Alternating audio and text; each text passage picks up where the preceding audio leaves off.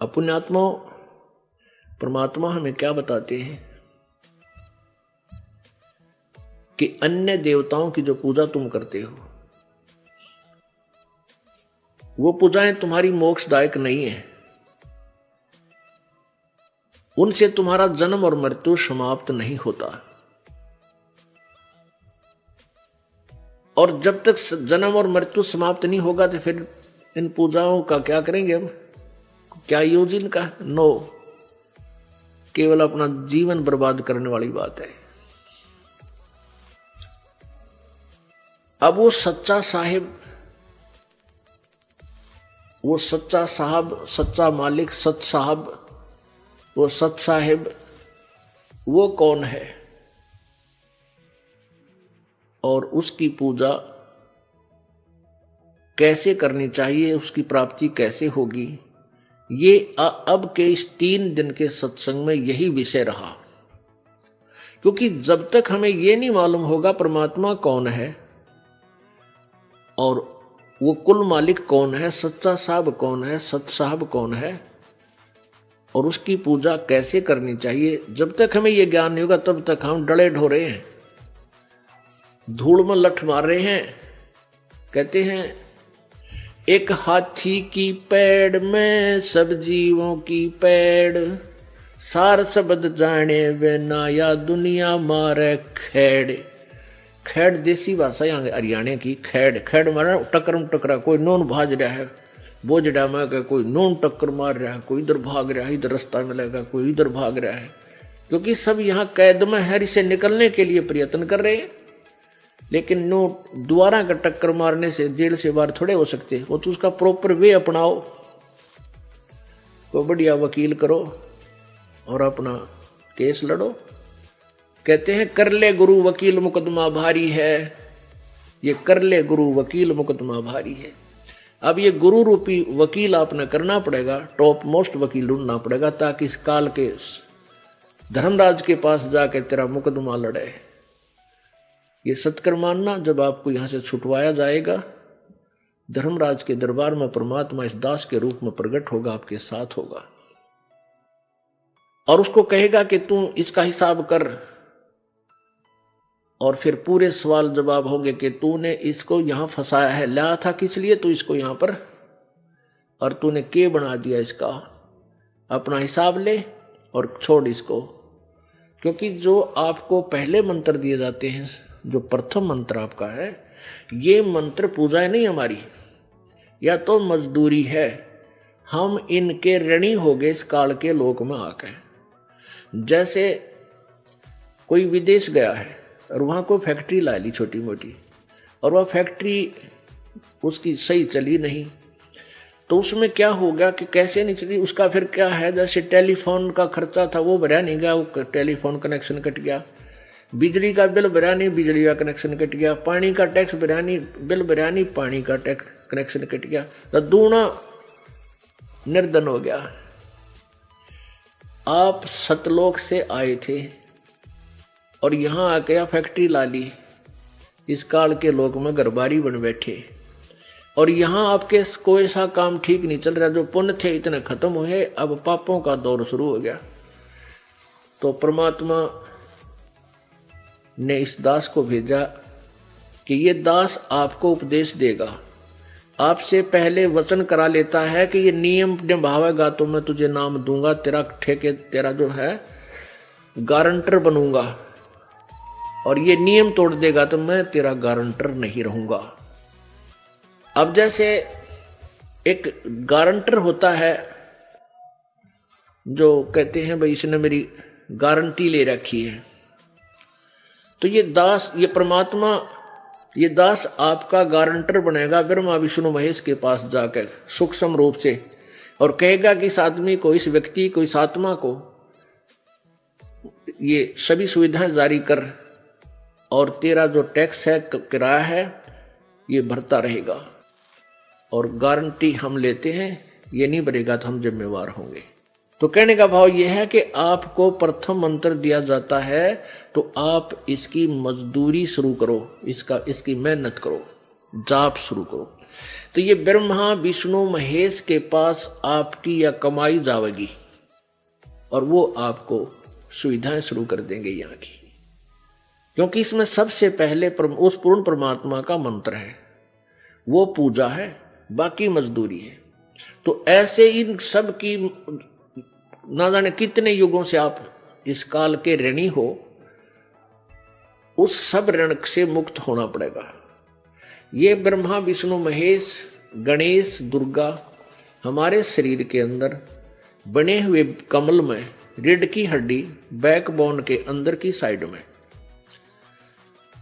एक आंतड़ी सी बनी है, निशान से है मामूली से, जैसे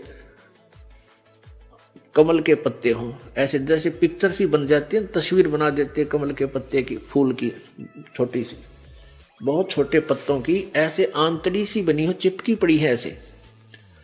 और इस भक्ति करने से, ये मंत्र के जाप करने से वो क्या होगा, धीरे धीरे वो फूलनी शुरू हो जाएंगी अंदर से। वो जैसे ब्लेडर देखा होगा आपने, ये बच्चे गेंद खेला करें ऐसे होया करे, वह पतली सी चप्पल सी, और उसमें हवा भरने लगे तो फूल का नो इतना मोटी गेंद बन जाती है।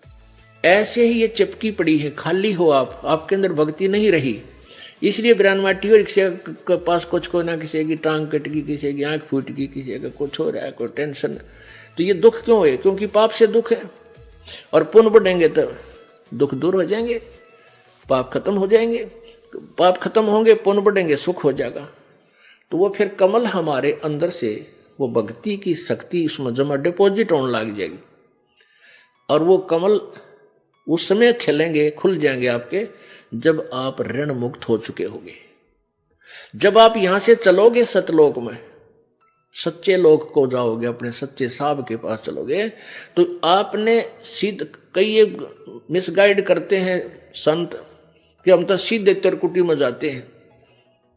अरे तेरा गजब हो, तिरकुटी, तिरकुटी क्या है? तिरकुटी तो समझ लो इंटरनेशनल एयरपोर्ट है, यानी अंतरराष्ट्रीय हवाई अड्डा, जहां से सब जिस देश को जाना चाहता है उसकी टिकट, उसका पासपोर्ट और वहां तक का किराया पहले पूरा, और उस देश का नो ड्यू सर्टिफिकेट पहले ले लेना होता है, तब वह पहुंचेगा, क्या नाम है, एयरपोर्ट पे, ना कोई ना जान दी एयरपोर्ट पे।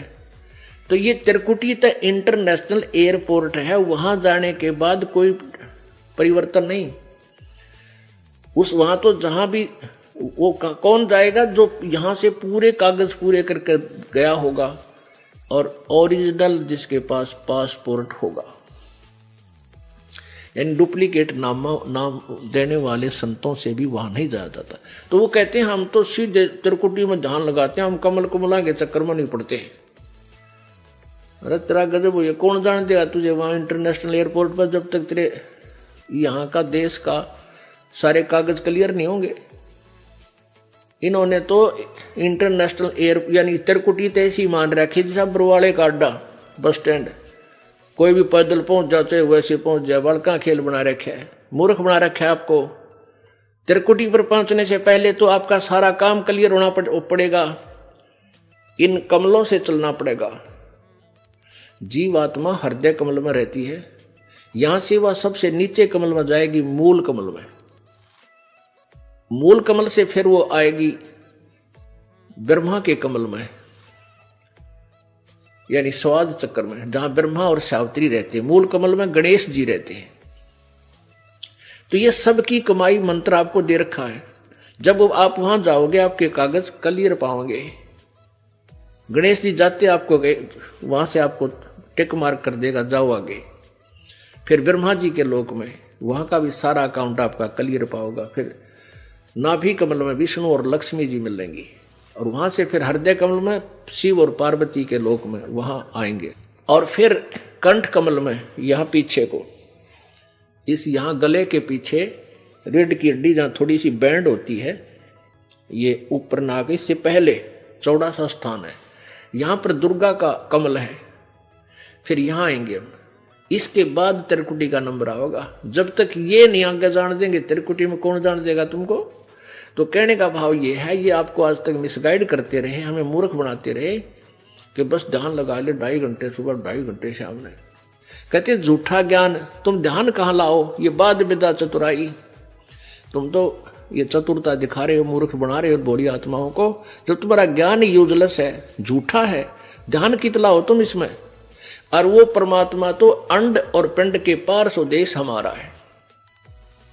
ये अंड कहो ब्रह्मांड कहो चाहे इसको पिंड कहो, क्योंकि एक ब्रह्मांड की आकृति एक अंडे जैसी है, इसको अंड भी बोलते हैं, इसको ब्रह्मांड भी कहते हैं। और इस एक ब्रह्मांड के अंदर जो भी कुछ है इस शरीर के अंदर विद्यमान है।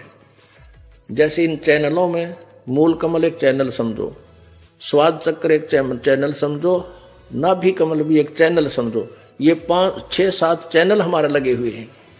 तो जिस भी चैनल में आप झांकोगे, यानी आपका जौन सा भी कमल खुल गया, आप उसके अंदर दृष्टि जाएगी आपकी, तो इस ब्रह्मांड में उस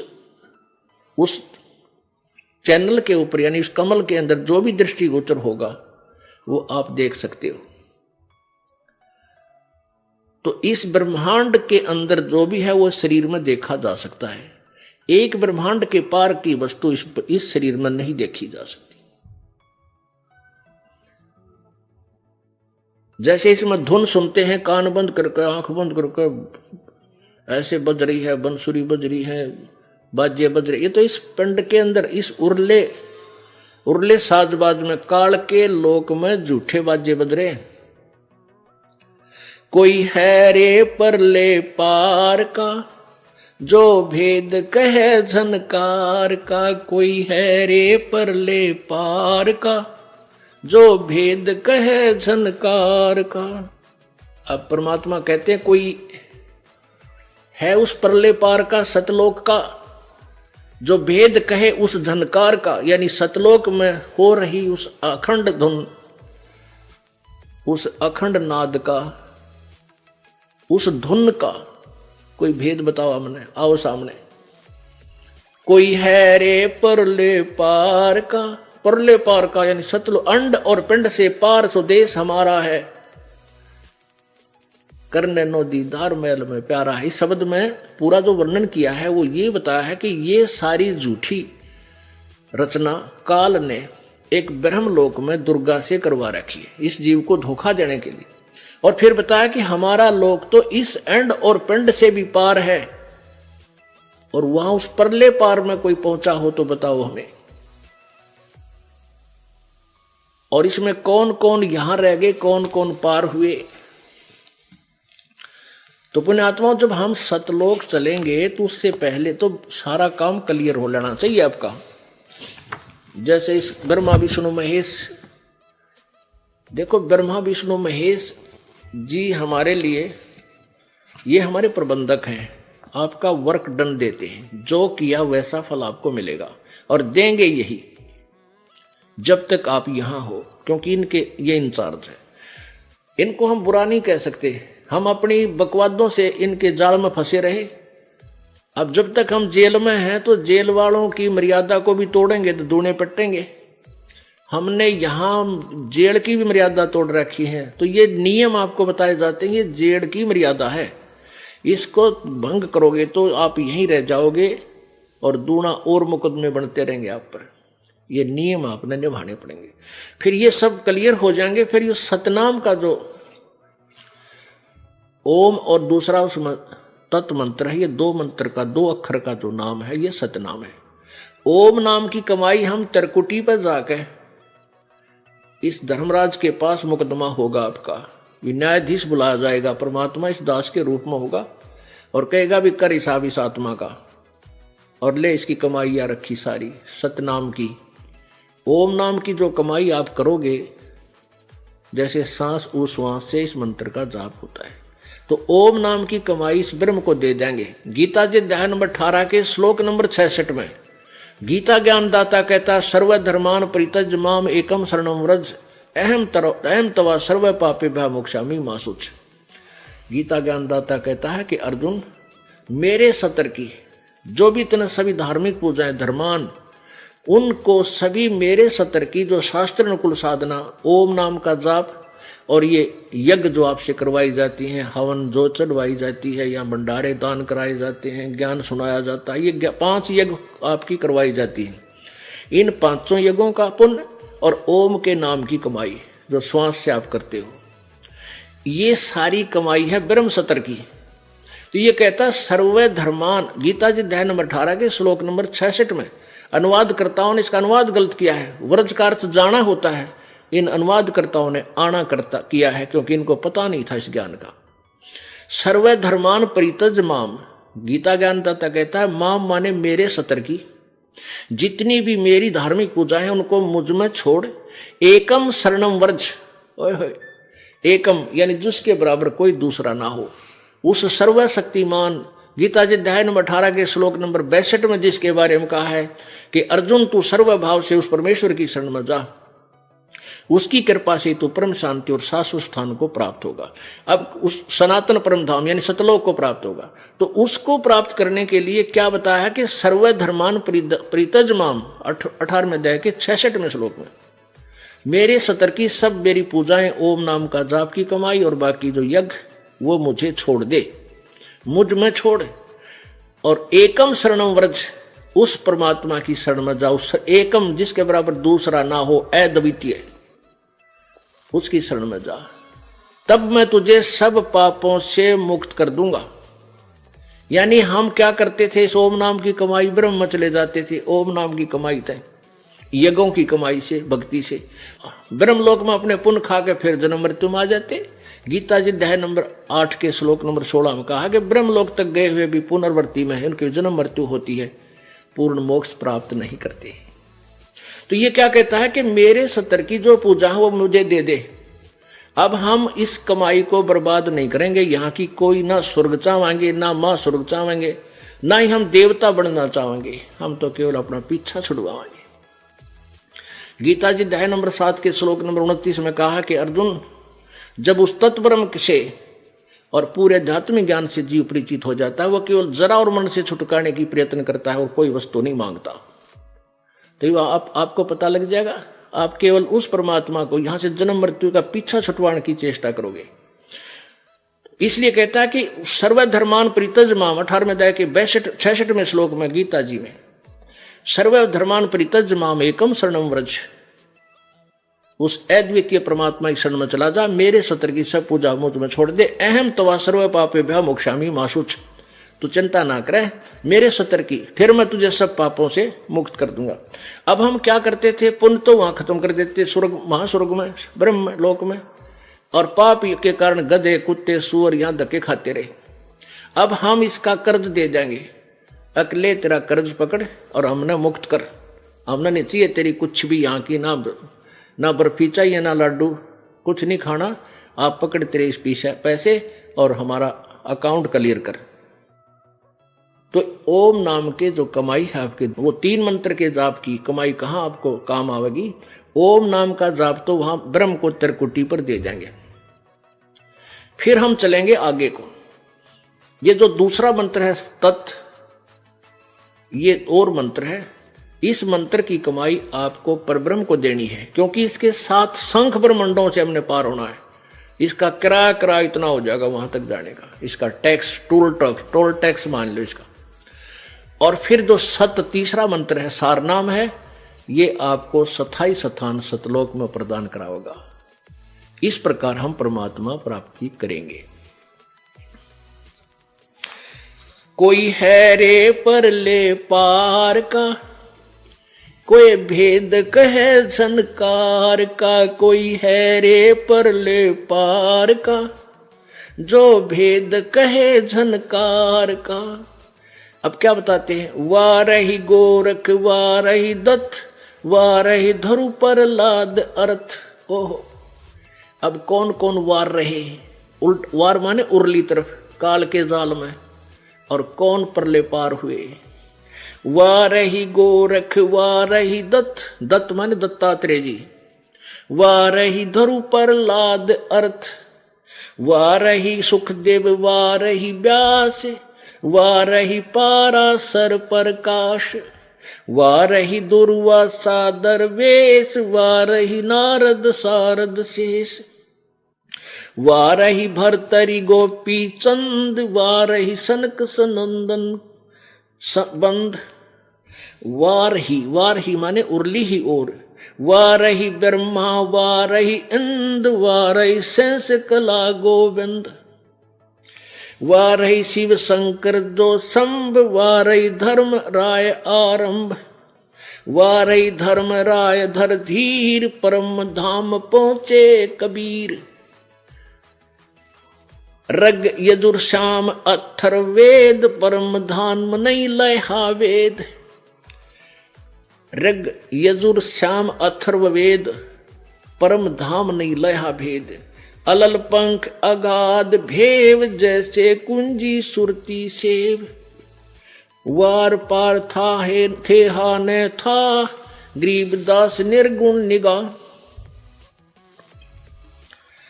अब इसमें क्लियर कर दिया कि उर्ली तरफ गोरख भी उर्ले काल के ही जाल में, दत्तात्रेय दत्त ये भी इसी काल के जाल में, और ध्रुव और प्रहलाद भी काल के ही जाल में, ये भी पार नहीं हुए। पुण्यात्माओं, ये है वो तत्व ज्ञान जो सबकी धज्जियां उड़ा देगा। और ज्ञान सब ज्ञानड़ी, कबीर ज्ञान सो ज्ञाने। जैसे गोला तोब का इव करता चले मैदान। अब आपने प्रारंभ में देख लिया ब्रह्मा विष्णु महेश को के ज्ञान था, तो पार क्यों करो होंगे। और ध्रुव प्रहलाद इन के रगड़ा ला रहे थे, इन्हीं की पूजा करते थे, ये पार कहाँ गए होंगे। ये भी उर्ली तरफ। गोरखनाथ जी कौन थे? शिव जी के उपासक थे, ये भी उर्ली तरफ। ये ब्रह्मा विष्णु महेश शिव जी ये सारे उर्ली तरफ रहे, काल के जाल में रहे। और वार ही धर्म राय धर धीर, और परम धाम पहुंचे कबीर। केवल परमात्मा स्वयं ही, क्योंकि वो स्वयं ही संत बनकर आए थे, स्वयं ही एक दास की भूमिका की, स्वयं ही एक सच्चे भगत की भूमिका की। और आपको बताया कि मगर से शरीर चले गए थे परमात्मा, और सतलोक में गए। इस प्रकार हम परमात्मा की प्राप्ति करेंगे, और इस प्रकार हमें प्रभु प्राप्ति होगी। हमारा जन्म मृत्यु सदा के लिए छूटेगा। बोलो सतगुरुदेव।